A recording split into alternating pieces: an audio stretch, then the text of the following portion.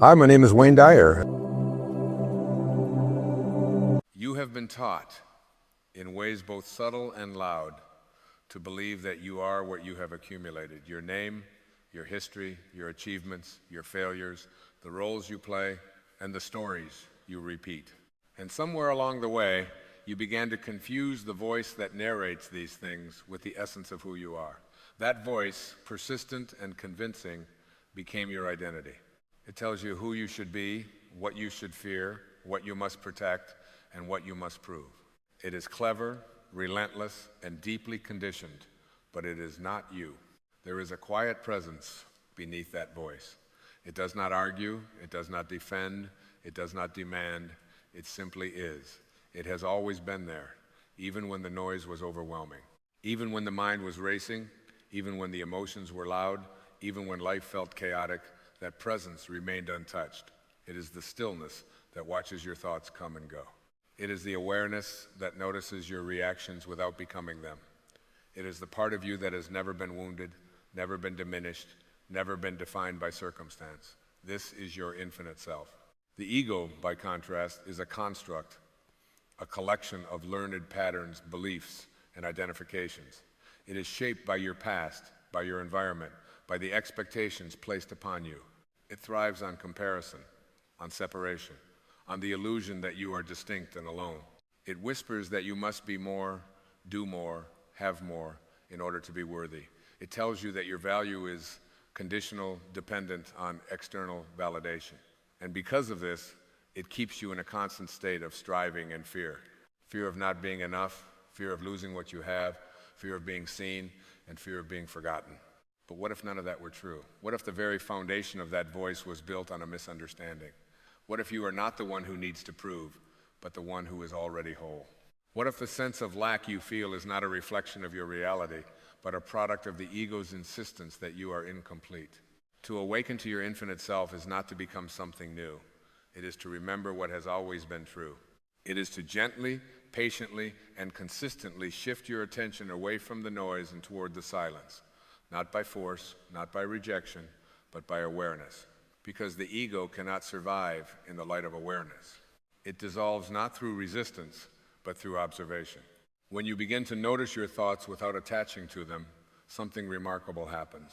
You create space. And in that space, you discover that you are not the thought. The thought arises, it lingers, and it fades. But you remain.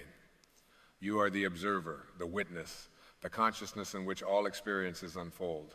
And that consciousness is not limited by time, by identity, or by form. It is expansive, infinite, and deeply connected to all that is. This is why peace does not come from changing your circumstances. It comes from changing your relationship to them. When you identify with the ego, every situation becomes personal. Every interaction becomes a reflection of your worth. Every challenge becomes a threat. But when you rest in your infinite self, you see life differently. You see that experiences are simply passing phenomena, not definitions of who you are. You see that nothing external can add to or take away from your essence. Imagine standing in front of a mirror that reflects not your physical form, but your awareness. In that reflection, there is no judgment, no comparison, no narrative. There is only presence. That is who you are beyond the ego. And the more you return to that presence, the less power the ego has over you. This does not mean that the ego disappears completely. It is part of the human experience. It has its role, its function. But it is not meant to lead. It is not meant to define you. When you allow it to take control, it creates suffering. When you observe it with compassion, it becomes a tool rather than a master. There will be moments when the ego speaks loudly. It will tell you that you are not enough, that you must hold on to resentment, that you must defend your identity at all costs. And in those moments, you have a choice. You can believe the voice, or you can observe it. You can react, or you can witness. And in that choice lies your freedom. Freedom is not the absence of challenges. It is the absence of identification with them. It is the recognition that you are not the story, but the awareness in which the story unfolds. And when you live from that awareness, something profound begins to shift. You begin to let go, not because you are forced to, but because you no longer need to hold on. The past loses its grip because you see that it exists only in memory, not in your present reality. Resentments dissolve because you understand that they are sustained by the ego's need to be right. And when you release that need, you open yourself to peace. Forgiveness, then, is not about condoning behavior. It is about freeing yourself from the burden of carrying it. It is about recognizing that holding on to anger ties you to the very thing you wish to move beyond.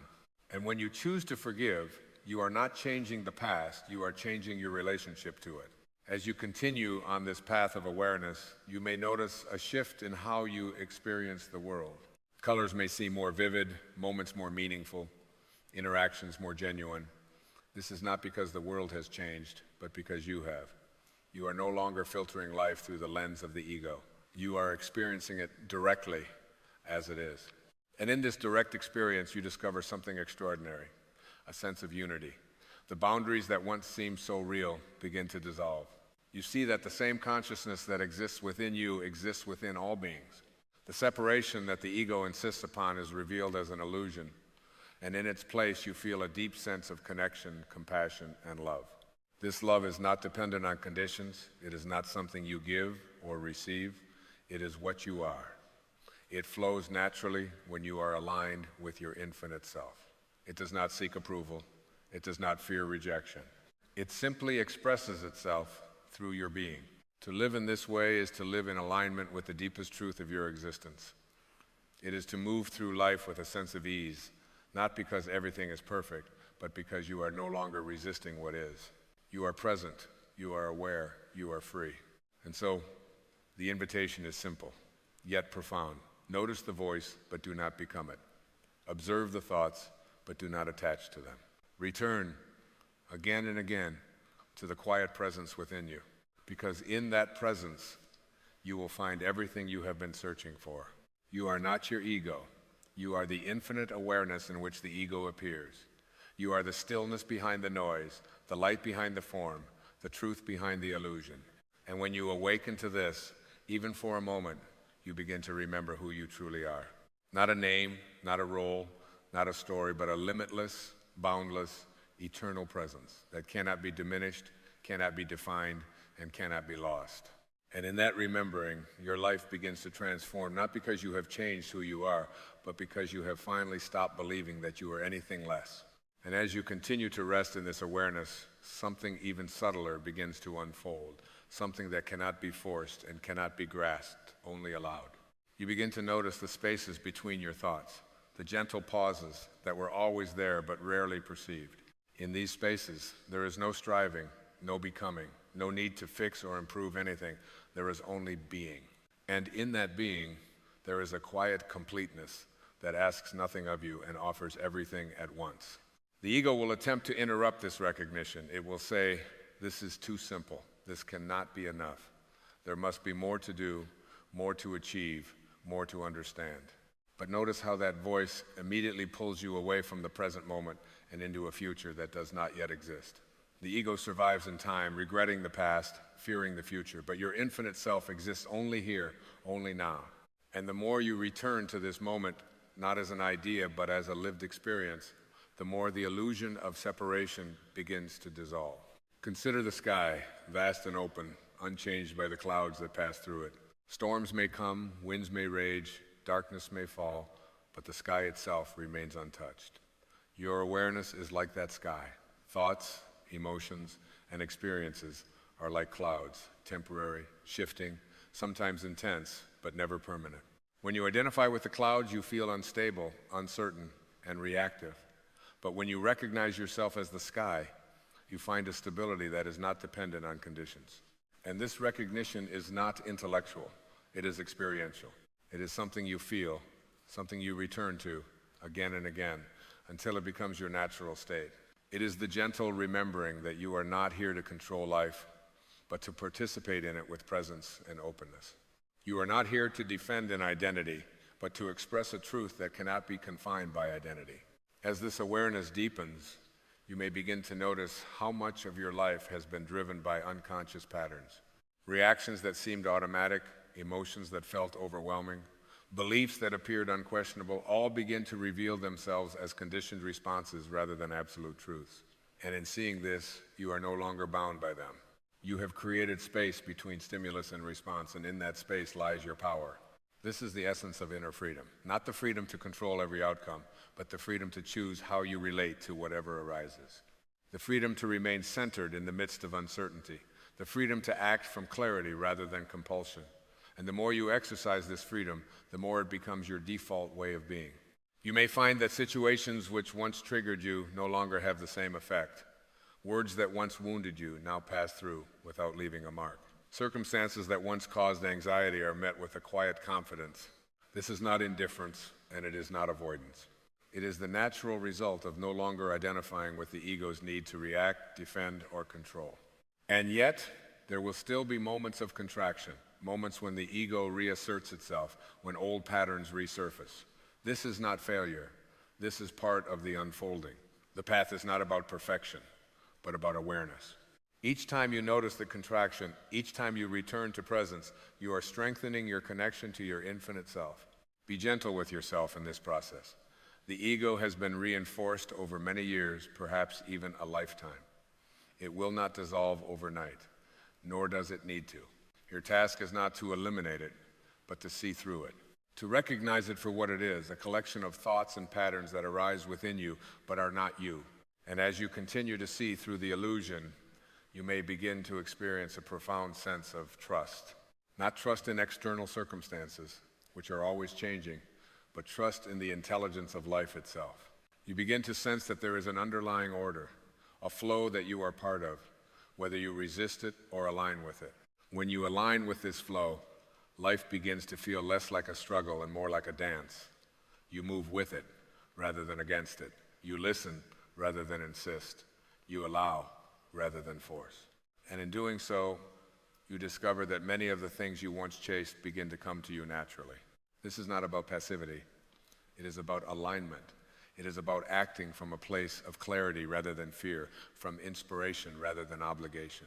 It is about trusting that when you are connected to your infinite self, your actions will be guided in ways that are both effective and deeply fulfilling.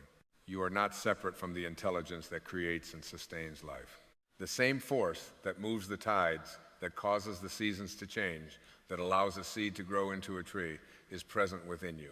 It expresses itself through your thoughts, your actions, your creativity, but it can only do so freely when you are not constricted by the ego's need to control and define.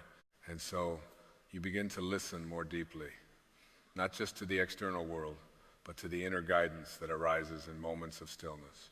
A quiet knowing that does not shout, that does not demand, but gently points the way. This is the voice of your infinite self. It does not argue with the ego. It simply waits for you to become quiet enough to hear it. There is a profound simplicity in this way of living, but do not mistake simplicity for insignificance. To live in awareness, to act from presence, to release identification with the ego, these are among the most transformative shifts a human being can experience.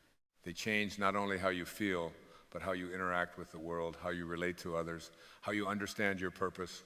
You begin to see others differently as well.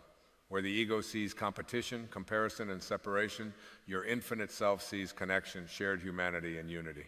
You recognize that others, too, are navigating their own patterns, their own conditioning, their own illusions, and instead of reacting with judgment, you respond with compassion. This does not mean you accept harmful behavior or abandon boundaries. It means you no longer take things personally. You understand that what others say and do is a reflection of their own state of consciousness, not a measure of your worth. And in this understanding, you find a freedom that cannot be taken from you. Relationships then become opportunities for growth rather than sources of conflict. They become mirrors that reflect your own patterns, your own attachments, your own opportunities for awareness. And as you bring presence into your interactions, you begin to experience a different kind of connection, one that is not based on need or dependency, but on authenticity and mutual respect. You are no longer seeking someone to complete you, because you recognize that you are already whole. And from that wholeness, you can share, you can give, you can love without fear of loss. Because you know that what you are cannot be diminished by external circumstances. Even your relationship with yourself begins to transform. The inner dialogue softens. The harsh judgments give way to understanding. The constant striving is replaced by a quiet acceptance. not complacency, but acceptance of what is as the foundation for meaningful change. You begin to care for your body not as an object to be perfected, but as a vessel through which life is experienced. You begin to nourish your mind, not with constant stimulation, but with moments of silence and reflection. You begin to honor your energy, recognizing that where you place your attention shapes your experience of reality. And perhaps most importantly, you begin to let go of the need to know everything. The ego craves certainty. It wants clear answers, definitive outcomes, guarantees of success. But life is not designed to provide certainty. It is designed to be lived, to be experienced, to be explored. When you release the need to know, you open yourself to the mystery of existence. You become curious rather than fearful. You become open rather than rigid. And in that openness, you discover a richness of experience that cannot be accessed through control. There is a quiet joy that emerges from this way of being. Not the fleeting pleasure that comes from external achievements, but a steady, underlying sense of contentment. A feeling that, regardless of circumstances, you are at peace with yourself and with life. This joy is not something you create. It is something you uncover. It has always been there, beneath the layers of conditioning, beneath the noise of the ego, beneath the endless pursuit of more. And as those layers fall away, even gradually, that joy begins to shine through. And so you come to understand that awakening is not a destination, but a process. Not something that happens once and is complete, but something that unfolds moment by moment. Each time you choose awareness over identification, presence over distraction, compassion over judgment, you are awakening. You are remembering that you are not limited to the story you have been telling yourself, remembering that you are not defined by your past, remembering that you are not bound by fear unless you choose to be. You are, and have always been, something far greater than the ego could ever comprehend. A presence that is aware, alive, and infinite. And as you rest more deeply in this knowing, you begin to live in a way that reflects it, not through effort, not through force, but through alignment. Your actions become an expression of your being rather than a means to prove your worth. Your life becomes a reflection of your inner state rather than a reaction to external conditions. And in this alignment, you find a kind of freedom that cannot be described, only experienced. A freedom that exists not in the absence of challenges, but in the absence of identification with them. A freedom that allows you to move through life with grace, with clarity, with a quiet confidence that comes from knowing who you truly are. So when the voice of the ego arises, as it inevitably will, do not fight it. Do not try to silence it. Simply notice it. Observe it with curiosity rather than judgment. And then gently return to the awareness that is always here, always available, always untouched. Because that awareness is your home. It is where you began, and it is where you return, again and again, until the returning itself dissolves, and there is only being, only presence, only the quiet, infinite truth of who you are. There is something quietly miraculous happening right now, in this very moment, and most of us are missing it. We are alive, we are breathing. The universe that carved out galaxies from nothing, that set the stars spinning in their ancient courses, that designed the impossible intricacy of a single human cell, that same universe is powering the breath moving through your lungs right now. And yet here we are, most of us, lost in worry about tomorrow, or aching over the wounds of yesterday, blind to the breathtaking miracle that is simply being here, simply being alive, simply being. I want to talk to you today about something that I have spent a lifetime exploring, not in the libraries of great universities, though I've walked those halls too, but in the laboratory of my own experience, in the long nights when I wrestled with my own darkness, in the morning moments when something shifted and the world turned luminous again. I want to talk to you about the profound, life-altering discipline of training your mind to notice what is good, not to deny what is hard, not to pretend the shadows don't exist, but to make a sacred, deliberate, daily commitment to turn toward the light, because where you place your attention, your whole life follows. The ancient teachers knew this. The Stoics of Greece and Rome built entire philosophies around it. The mystics of every tradition, the Sufi poets, the Christian contemplatives, the Zen masters, sitting in perfect stillness, all of them were pointing at the same breathtaking truth, that your mind is not a passive receiver of reality. Your mind is a creator of reality. And the moment you truly understand that, I mean deeply, viscerally, soul level understand it, nothing in your life can ever be quite the same. You are not the thoughts that drift through you like weather. You are the sky vast, eternal, unchanged by every storm that passes through. Think about what happens in an ordinary morning.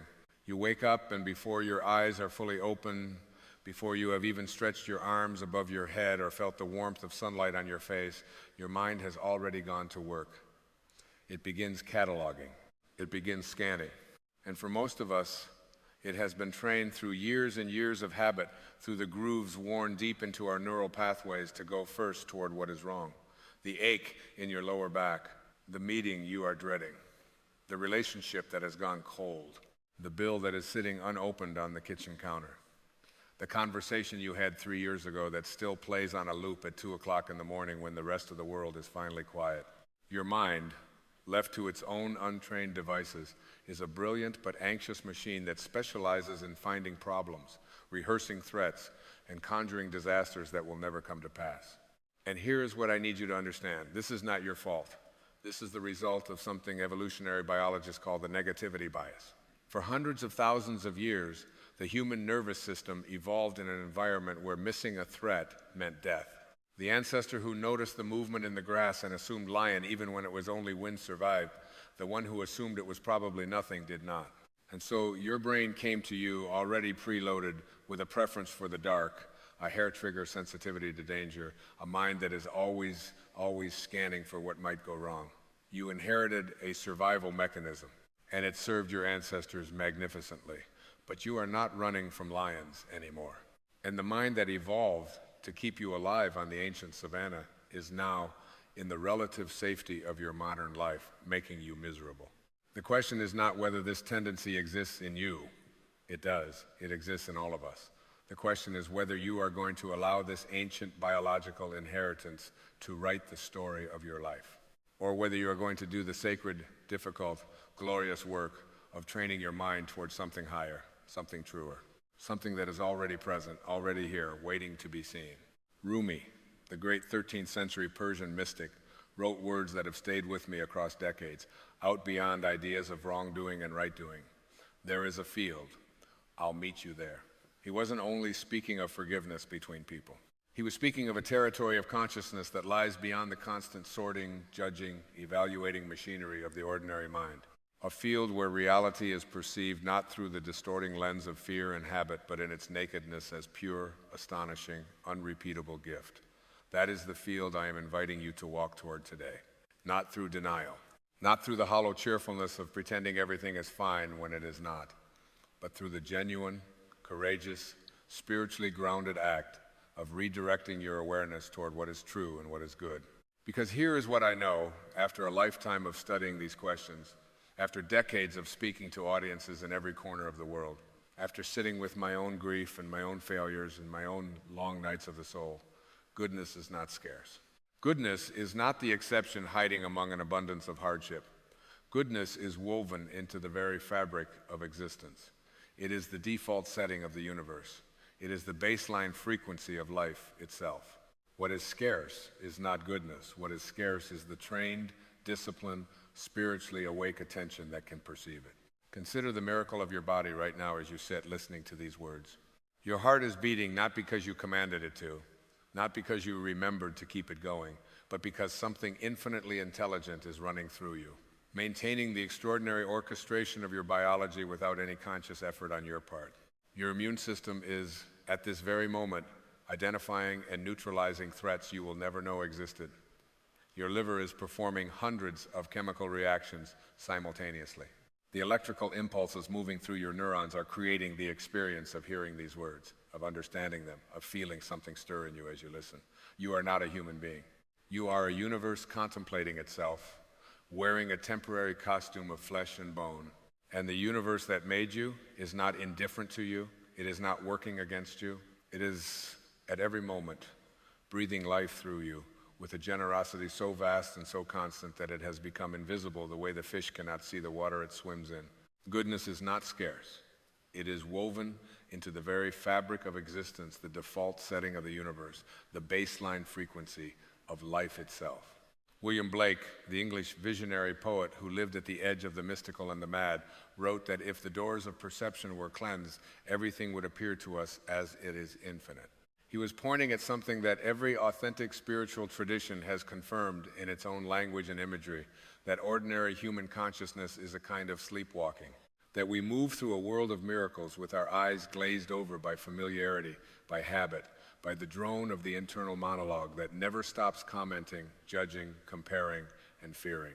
And that awakening, genuine spiritual awakening, is not the acquisition of some exotic knowledge or the achievement of some rarefied state. Awakening is simply seeing what is already here. Awakening is the cleaning of those clouded doors of perception so that infinity, which was always present, becomes visible again. And how do we clean those doors? How do we begin the great work of training the mind to notice what is good? It begins, as all genuine transformation begins, not with a dramatic gesture, but with a quiet decision. A decision made not once, but over and over again. Each morning, when you open your eyes, each time the mind begins its familiar journey toward complaint and grievance, each moment when you catch yourself narrating your life as a story of lack and limitation and loss, the decision is this: I will look for evidence of goodness. Not evidence that life is perfect, not evidence that you have been spared from difficulty, but evidence, real, specific, concrete evidence that in the midst of everything, in the complicated, often painful, always impermanent river of your experience, there is also this. There is also beauty. There is also grace. There is also love. There is also the astonishing fact of your own existence in a universe that has been unfolding for 14 billion years just to arrive at this moment, just to make you possible. I think about a morning years ago when I was going through one of the hardest periods of my life. A relationship had ended. My sense of who I was had been profoundly shaken. I remember sitting on a dock near my home, watching the sun come up over the water, and feeling a grief so heavy it seemed to press down on my chest like a physical weight. And in that moment, because of all the years of practice, because of all the work I had done on my own consciousness, something in me made a choice. Not to pretend the grief was not there, not to push it down or paper over it with positive thinking, but to simply widen my gaze, to hold the grief and alongside it, to notice what else was true. What was true was that the light on the water was extraordinary that morning. What was true was that there were birds moving in patterns I could not predict or explain, living their entire lives in a state of what looked remarkably like joy. What was true was that the air entering my lungs was clean and cool and carried with it the smell of salt and the beginning of a new day. What was true was that I was alive, that I could feel, that even this grief, as terrible as it felt, was evidence of my capacity for love, which is one of the most sacred capacities a human being possesses. And something happened in me as I held all of that together. The grief did not disappear, but it changed. It softened. It found its rightful proportion within a larger field of reality that included not just sorrow but beauty, not just loss but aliveness, not just darkness but light. That is what training your mind to notice the good actually does. It does not eliminate suffering. It does not make you naively cheerful in the face of genuine pain. What it does is far more profound and far more lasting. It prevents your suffering from becoming the whole story. It keeps the aperture of your awareness open wide enough to hold both the darkness and the light. And in doing so, it gives you access to a kind of equilibrium, a groundedness, a steadiness that cannot be shaken by changing circumstances, because it is rooted not in circumstances, but in the practice of perception itself. Where you place your attention, your whole life follows. This is not metaphor. This is the most practical spiritual law you will ever encounter. The great psychologist William James, who was in many ways the father of American psychology, said something that I have returned to again and again across my career. The greatest revolution of our generation is the discovery that human beings, by changing the inner attitudes of their minds, can change the outer aspects of their lives. This was a radical statement when he made it. In some circles, it is still considered radical today. But what James was describing is something that the wisdom traditions have known for millennia and that modern neuroscience is now confirming with remarkable precision. The mind is plastic. The brain is not a fixed organ with predetermined pathways that determine your experience. The brain is a living, dynamic, endlessly adaptive instrument that is literally being reshaped by how you use it, by what you pay attention to, by the thoughts you think and the feelings you cultivate and the patterns of awareness you choose to practice. Neuroscientists call this neuroplasticity. And what it means in practical terms is this: every time you make the choice to notice what is good, every time you pull your attention away from grievance and return it to gratitude, every time you catch the beauty in an ordinary moment, every time you choose appreciation over complaint, you are not just having a nice feeling. You are literally rewiring your brain. You are carving new pathways through the neural landscape. You are making it, over time, incrementally, progressively, easier to perceive goodness, because you are building the neural architecture that makes such perception possible. You are training a muscle. And like any muscle, the more you use it, the stronger it becomes. This is why the practice of gratitude, which every spiritual tradition has recommended and which every serious researcher who has studied human flourishing now endorses, is not a luxury or a sentiment. It is a discipline. It is a practice with real, measurable, lasting effects on the structure of your brain, the chemistry of your body, the quality of your relationships, and the depth of your experience of being alive. Gratitude is not something you feel when everything goes right. Gratitude is something you practice, especially when it is difficult, especially when the mind wants to go somewhere darker, especially when circumstances would seem to offer no obvious reason to feel grateful at all. I want to be honest with you about something, because this is not, as I understand it, a conversation to be had on the surface. This is a conversation meant to reach you in the deeper places. And so I want to say clearly, training your mind to notice the good is not the same as wearing rose-colored glasses. It is not the same as the shallow, brittle positivity that breaks the moment life turns genuinely hard. I am not asking you to smile at your pain and pretend it is not there. I am not asking you to perform happiness for the benefit of the people around you while something hollow and hurting sits in the center of your chest. That is not transformation. That is suppression. And suppression is one of the surest paths to a diminished life. What I am asking for is something far more courageous and far more real.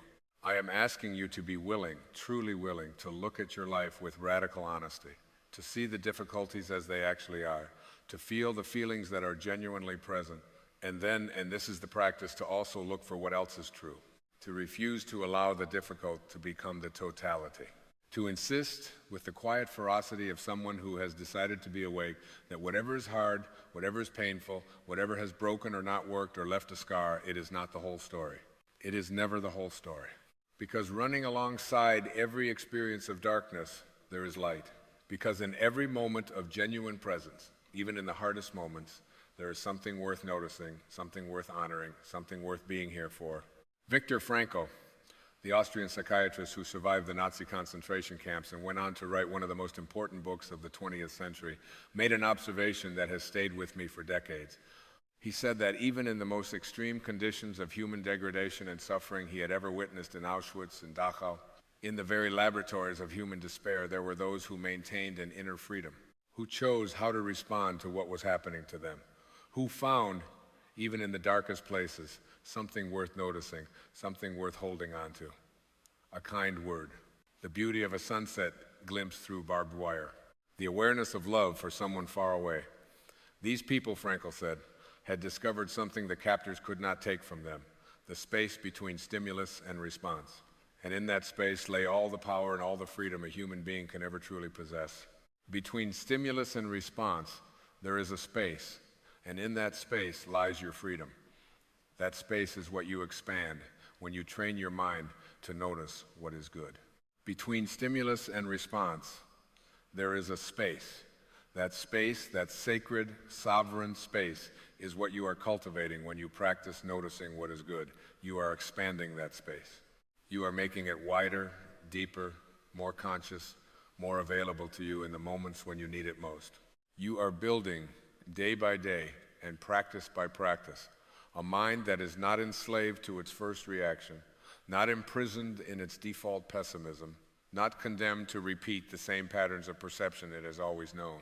You are building a mind that has learned to pause, to look with wider eyes, to ask, what else is here? What am I missing? What beauty is present that I have not yet allowed myself to see? And the answer, always, I mean this without exaggeration or sentimentality, the answer is always something. There is always something. Because existence itself, The sheer improbable fact of being here rather than not being here is the foundational miracle upon which all other miracles rest. And once you have genuinely felt that, once the awareness of your own existence has struck you with the force it deserves, once you have had even a moment of true clarity about the astonishment of being alive, everything else shifts. Every ordinary morning becomes an event. Every conversation becomes a meeting of miracles. Every breath becomes a small, quiet confirmation that the universe has not forgotten you, that it is still here, still breathing through you, still offering you the extraordinary gift of one more day in which to choose, to love, to notice, to grow. There is a story from the Zen tradition that I have always found both simple and inexhaustible. A student comes to a master and asks, "What is enlightenment?" And the master says, "When I am hungry, I eat. When I am tired, I sleep." The student is confused. "But master," he says, "doesn't everyone do that?" And the master replies, "No. When most people eat, they think of 1,000 things. When they sleep, they worry about tomorrow. When you can eat while eating and sleep while sleeping, then you will understand." That story is about presence. It is about the quality of attention you bring to the ordinary moments of your life. And it is, when you sit with it long enough, a perfect description of what it means to train your mind to notice what is good. Because goodness, real goodness, the kind that nourishes the soul, is not found in the extraordinary, the dramatic, the Instagram-worthy moments of peak experience. It is found in the texture of the ordinary. It is in the warmth of a cup of tea held between your hands on a cold morning. It is in the laughter of a child that you overhear and that moves through you like music. It is in the moment when someone looks at you, really looks at you, and you feel, for an instant, fully seen. It is in the colors of the sky at dusk that no artist has ever perfectly replicated. It is in the feeling of your own body settling into rest at the end of a long day. These moments are not exotic, they are not rare, they are happening constantly, all around you, in the quiet periphery of your experience, waiting to be noticed, waiting for you to stop rushing past them on your way to whatever you have decided matters more. And training your mind to notice the good is, in a very practical sense, learning to slow down enough to receive what is being constantly offered. It is developing what the philosopher Simone Weil called attention, a quality of presence so pure, so undivided, so freely given, that it transforms whatever it falls upon, including yourself. Every ordinary morning is an event. Every conversation is a meeting of miracles. Every breath is the universe confirming it has not forgotten you. I want to speak now about something that may be the deepest root of our difficulty in noticing what is good, because I think understanding this changes everything. The deepest reason most of us struggle to see the goodness in our lives is not because it is not there. The deepest reason is that we have come to identify ourselves with a very particular and very limited story, the story the ego tells about who we are, what we deserve, what we have lost, what has been done to us, and what we must protect ourselves against. And that story, while it feels intensely real and deeply personal, is not the whole of what you are. It is, in fact, the smallest and most frightened part of what you are. The ego is extraordinary at keeping score. It remembers every slight, catalogs every disappointment, rehearses every failure, and nurses every wound. It compares your insides to other people's outsides and finds you consistently lacking. It projects the past onto the future and whispers that what has gone wrong before will surely go wrong again. It constructs elaborate arguments for why you cannot trust life, cannot trust other people, cannot trust yourself. And it does all of this with such conviction, such persuasiveness, such relentless persistence, that most people go their entire lives never questioning it, never stepping back far enough to ask, who is the one observing all of this? Who is the awareness in which all of these thoughts and stories and fears are arising? Because there is something in you that is aware of your thoughts. There is something in you that can watch the ego perform its anxious theater without being entirely consumed by it.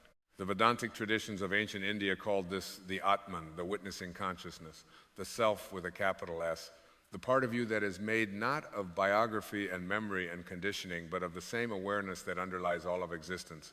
Meister Eckhart, the 14th century Christian mystic, called it the spark of the soul. The Quakers called it the inner light. The words differ across traditions and centuries, but they are all pointing at the same ineffable reality, that beneath the story you tell about yourself, beneath the noise of the ego's endless performance, there is a silence, there is a stillness. There is a presence that has never been hurt, never been diminished, never been lost. A presence that is, at this very moment, listening through your ears, aware through your eyes, feeling through your body, and waiting with all the patience of eternity for you to remember that it is here. When you begin to touch that deeper presence, even briefly, even imperfectly, something remarkable happens to your perception of goodness.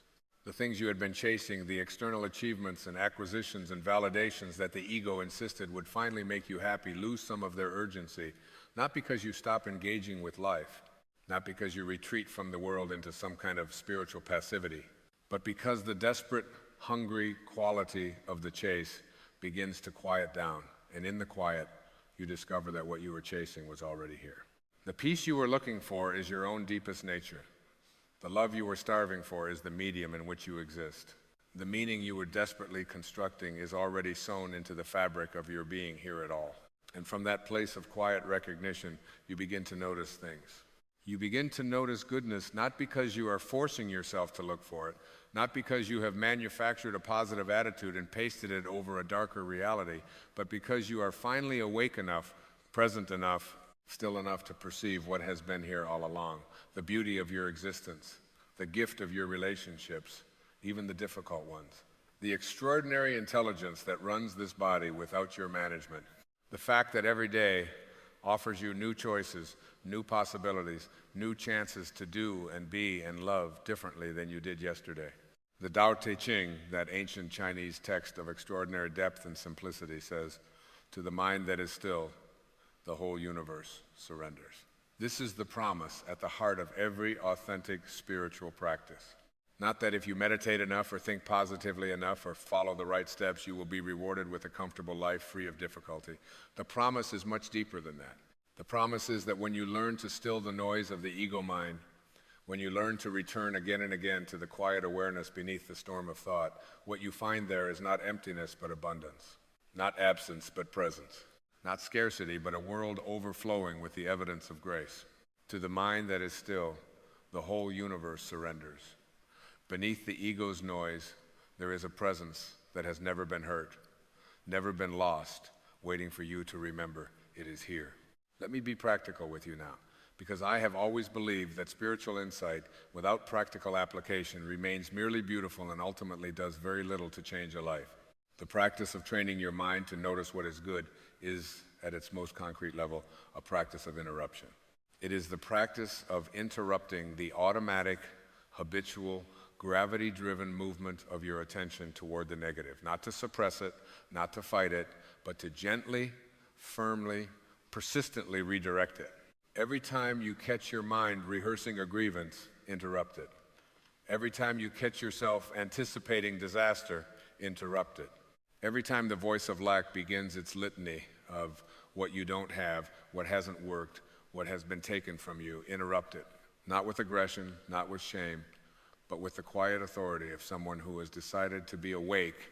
And then this is the practice. Look for evidence of goodness. Real, specific, concrete evidence. Not a vague affirmation that everything is wonderful, but an actual, deliberately noticed piece of reality that is good. The quality of the air in this room. The fact that someone you love is alive and reachable. The body that is carrying you through this day with competence you take entirely for granted. A memory of something that made you laugh. The sound of rain on a window. The feeling of your own heartbeat if you place your hand on your chest right now. These are not trivial things dressed up as important. These are the actual texture of your life, and they are extraordinary, and they are good, and they are happening right now. Do this when it is easy, and do this especially when it is hard. Do this when life is flowing, and do this when you are in the middle of something that feels unbearable. Not to deny the unbearable, but to insist with every ounce of your spiritual maturity, with everything you have learned about the nature of consciousness and the nature of grace, that the unbearable is not the whole of reality. That alongside it, even within it, there is something else. There is always something else. There is always life continuing to offer itself to you, asking only that you receive it, that you allow it, that you let the astonishment of being here reach you before the habit of taking it for granted gets there first. I think about the people I have known across my lifetime who carried a genuine quality of joy, not the performed happiness of those who have learned that cheerfulness makes them more socially successful, but a deep, settled, luminous quality of inner gladness that seemed to persist through difficulty and loss with a resilience that was almost bewildering to witness. And I think about what these people shared. They were not uniformly wealthy or healthy or fortunate. They had suffered as all human beings suffer. They had lost people they loved. They had failed at things they cared about. They had walked through their own particular varieties of darkness and come out the other side, changed, deepened, marked by what they had carried. What they shared was not immunity from suffering. What they shared was a fundamental orientation toward existence, a posture of the soul, if you will, that was characterized by receptivity rather than resistance, by gratitude rather than complaint, by a quality of wonder that the years had not erased and the difficulties had not hardened into bitterness. They were people who had learned through practice or through grace or through the particular alchemy of profound suffering genuinely faced to see life as a gift.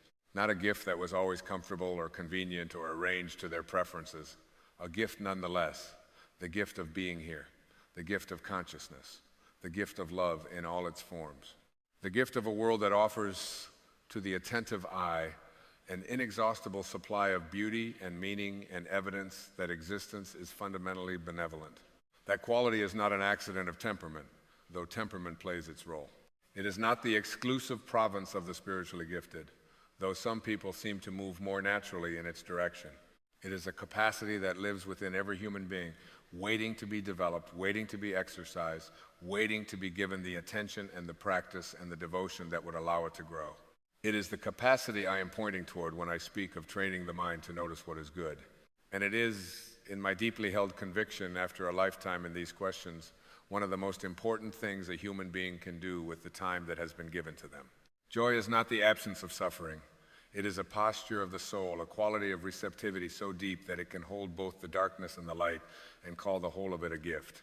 Because here is what I know. Here is what I have witnessed again and again in the thousands of audiences I have spoken to, in the letters I have received, in the conversations that have stayed with me across decades. The quality of your inner life is the quality of your life, full stop.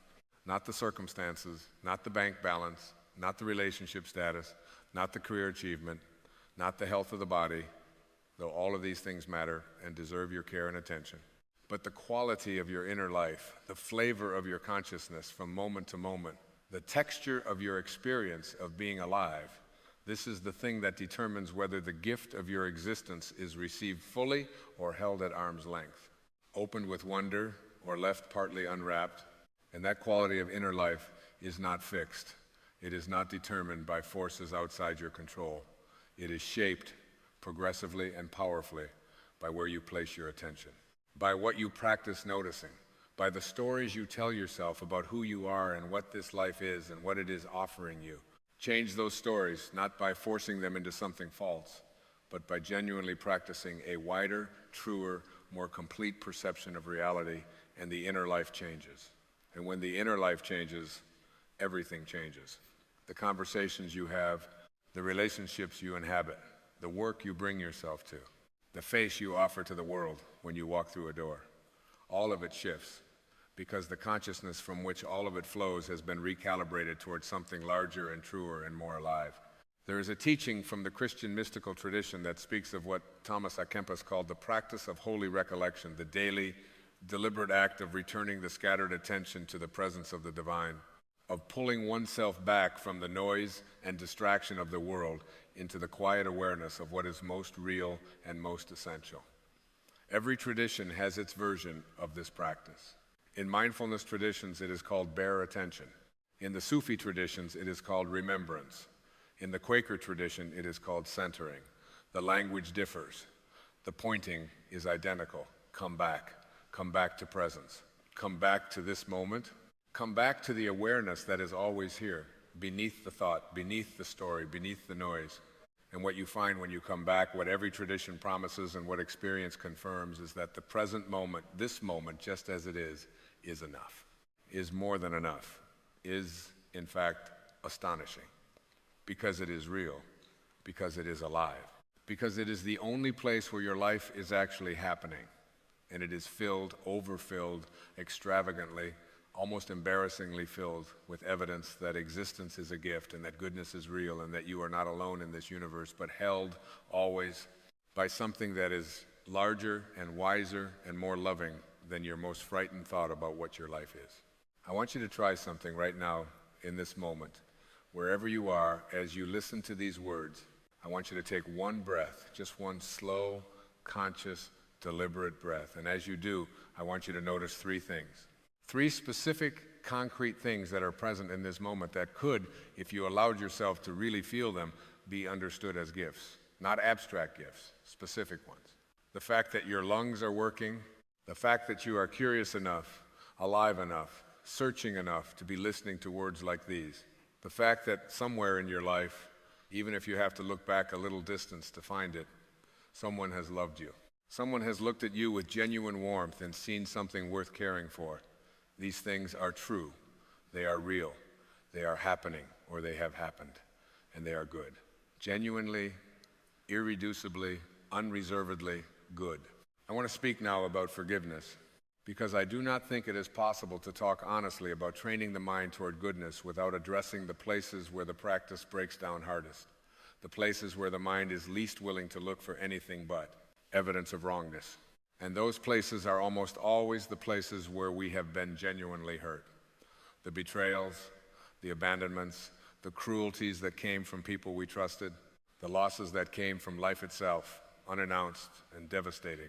These are the places where the ego plants its deepest flags and makes its most compelling arguments for why noticing goodness is foolish, naive, or worse, a betrayal of the injustice that was done. And I want to say this as clearly and as directly as I know how. Resentment is a poison you drink and hope the other person dies. Every moment you spend rehearsing an old wound, you are giving your present life to a past that is already over. Every ounce of energy you pour into the nursing of grievance is energy not available for the living of this day, this moment, this unrepeatable gift of time you have been given. The person who wronged you is not sitting somewhere suffering because of the weight you are carrying. They have, in all likelihood, moved on entirely. The only person being damaged by your unforgiveness is you. Your body is carrying it, your nervous system is living it, your relationships are bearing the cost of it. Your capacity for joy is being diminished by it every single day. Forgiveness is not excusing what was done to you. It is not forgetting it. It is not reconciling with someone who has shown you they cannot be trusted. Forgiveness is a gift you give yourself. It is the decision, and it is a decision, not a feeling. It comes before the feeling and makes the feeling possible. The decision to stop allowing what was done to you in the past to determine the quality of your experience in the present. It is the act of taking your life back, of refusing to be defined by what was done to you, of insisting on being the author of your own story rather than a perpetual victim of someone else's choices. Resentment is a poison you drink and hope the other person dies. Forgiveness is not excusing what was done. It is the act of taking your own life back. And what becomes possible when you forgive is extraordinary. The energy that was locked in the wound becomes available again. The contracted heart begins to open. The eyes that were narrowed by old anger begin to soften and widen and let more light in. And in that widened gaze, you begin to see, sometimes to your own astonishment, the good that is present, the goodness that was there even in the relationship that hurt you, even in the experience that broke something open in you. Because the painful experiences are often the ones that take us deepest, that strip away what is unnecessary, that bring us through suffering into a quality of wisdom and compassion and depth that we might never have found on the easier path. I am not romanticizing suffering. I am not telling you that everything happens for a reason in some tidy cosmic accountant sense that makes all the pain acceptable. What I am telling you is that in the human experience, in the lives of the people who have transformed their suffering into wisdom, and they exist, you have met them, you know them, perhaps you are one of them. The transformation always involves the willingness to look, even at what was hardest, and ask, what did this give me? What did it teach me? What did it make possible in me that would not have been possible without it? This is not resignation. This is the most courageous act of the Spirit, to look at what was worst and find in it some seed of what is good. I return again and again in my thinking and in my practice to the words of Teilhard de Chardin, the French Jesuit priest and paleontologist who spent his life trying to reconcile the scientific picture of an evolving universe with the mystical conviction that the whole of existence is moving towards something luminous and convergent. He wrote, "Joy is the most infallible sign of the presence of God," and by God he did not mean some old man in the sky keeping score. He meant the infinite creative intelligence that underlies all of existence, the ground of being, the love that is the substrate of reality itself. He was saying that when you feel genuine joy, the quiet, settled, radiant quality of inner gladness that comes not from getting what you want, but from being fully present to what is, you are touching something real. You are in contact with the deepest layer of what is true about existence. You are, in that moment, aligned with the universe rather than at war with it. And this joy, this deep, unperformative, spiritually grounded joy is available to you. Not after you fix the things that are broken, not after you achieve the goals you have set, not after the relationship heals or the debt clears or the diagnosis changes or the years roll back. Now, in this moment, in the willingness to be here, to be present, to receive what is being offered, to notice what is good in the midst of everything that is also imperfect and incomplete and ongoing. Now, always, now. Because now is all there ever is. And in this now, as in every now, there is more goodness present than your untrained, habituated, ego-driven mind has yet learned to see.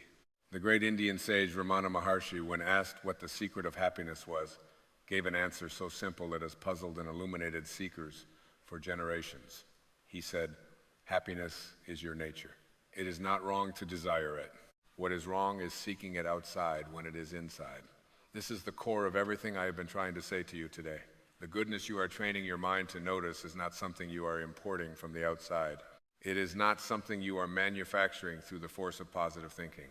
It is something you are learning to perceive, something that is already here, already real, already the deepest truth of your existence, because it is the nature of what you are. Happiness is your nature. What is wrong is seeking it outside when it is inside. The goodness you are learning to see was never absent, only unnoticed. You are at your deepest level, not a collection of wounds and fears and conditioning.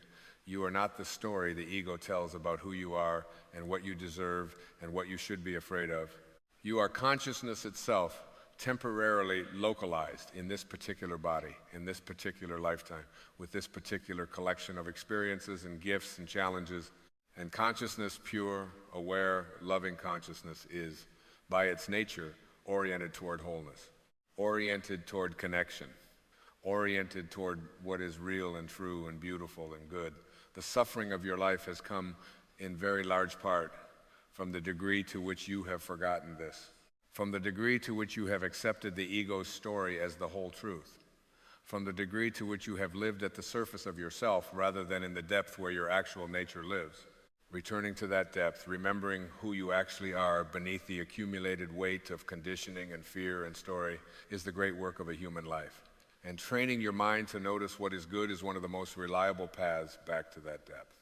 Because when you genuinely notice goodness, when you let it reach you fully rather than filtering it out or taking it for granted or diminishing it with the voice that says it's not enough, something opens, something softens, something in you remembers, even if only for a moment, what it is to be at home in your own existence, what it is to be not striving, not fearing, not performing, but simply and miraculously here. As I come toward the close of what I want to share with you today, I want to offer you something practical to carry with you into your ordinary life. Not a complicated system, not a 10-step program, something simpler than that, and for that reason, something more demanding, because simplicity requires commitment. It requires the willingness to return to it again and again on the days when it seems to make no difference, on the days when you have forgotten it entirely and have to begin again from the beginning. Each morning, before you open your phone and allow the world's noise to flood your consciousness, before you begin cataloging your obligations and your worries, take 5 minutes, just 5 minutes, to sit in stillness and ask one question. Ask it honestly. Ask it with genuine curiosity and genuine willingness to be answered. What is good in my life right now? Not what should be good, not what would be good if circumstances were different, what actually is. What is present? What is real? And sit with the question until answers begin to come. They will come slowly at first if you are new to this. And then as the weeks go on and the practice deepens, they will come more readily, more abundantly, with less effort and more joy. Because you are training the mind. You are carving the neural pathways. You are making the habit of goodness noticing stronger every single day. And during the day, when the mind goes to the familiar dark places, and it will, because it is human and it is habituated and it is doing what it has always done, practice the gentle interruption. Notice the drift. Don't shame yourself for it. Don't make it evidence that you are failing at this. Just notice it with the same quality of gentle, clear attention a good parent might bring to a child who has wandered slightly off course. And then ask, what else is here? What am I not seeing?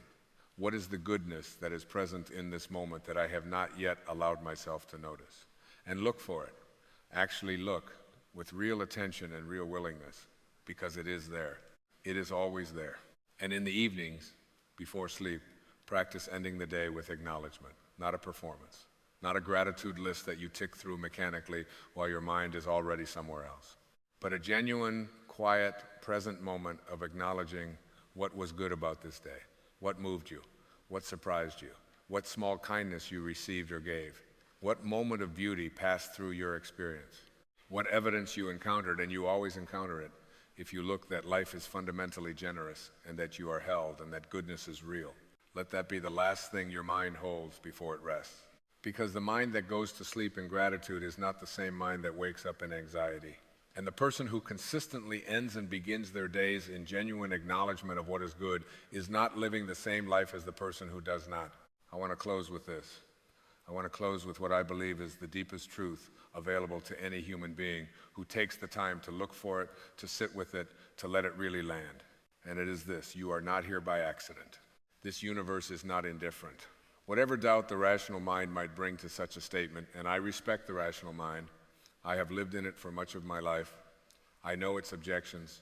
There is something in the depth of your experience, something in the quiet moments when the noise dies down and the truth has room to rise, that knows this, that has always known this, that has been trying to remind you of it through every moment of genuine beauty you have ever witnessed, through every experience of love that has broken you open, through every sunrise and every child's laugh and every moment when you looked at something simple and felt inexplicably and entirely that it was enough, that you were enough, that this strange, impermanent, often painful, sometimes luminous, utterly unrepeatable experience of being alive in a universe that made you and knows you and is making itself conscious through you, that this is enough.